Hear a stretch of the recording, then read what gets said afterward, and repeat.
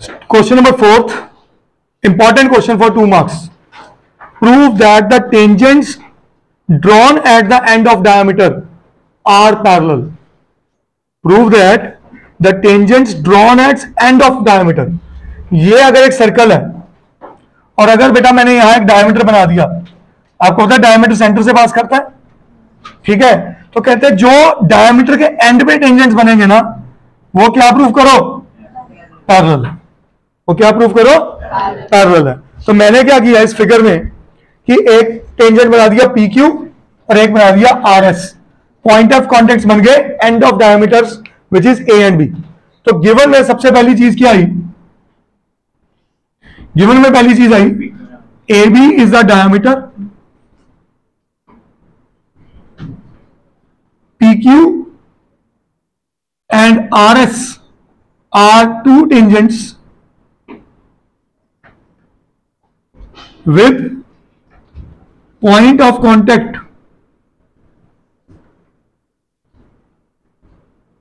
A and B respectively.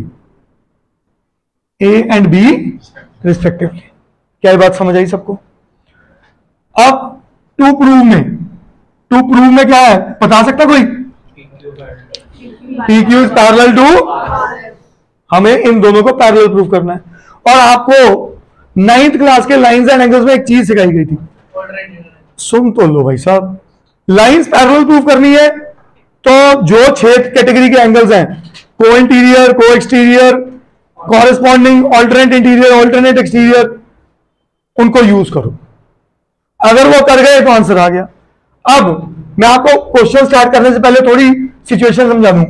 ये angle क्या होगा? क्यों?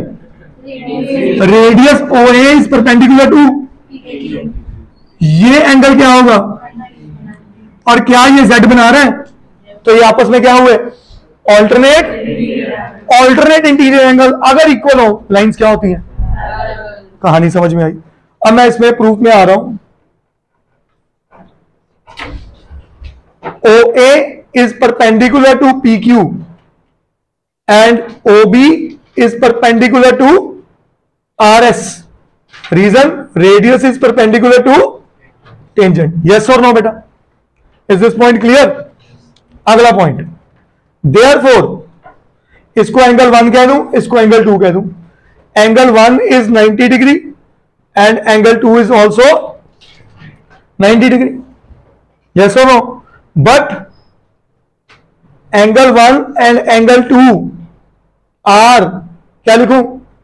Alternate interior angles. अगर ये ऑल्टरनेट है और इक्वल है, ठीक है, सो क्या होंगे ये lines? So and angle 1 equal to angle 2, therefore P Q is parallel to R S and A B act क्या कर रहा है? Transversal, and A B is transversal. बात खत्म, हमारा क्वेश्चन प्रूफ, हेंस प्रूफ्ड। क्या ये बात समझ आई सबको? Is that clear? करिए ना।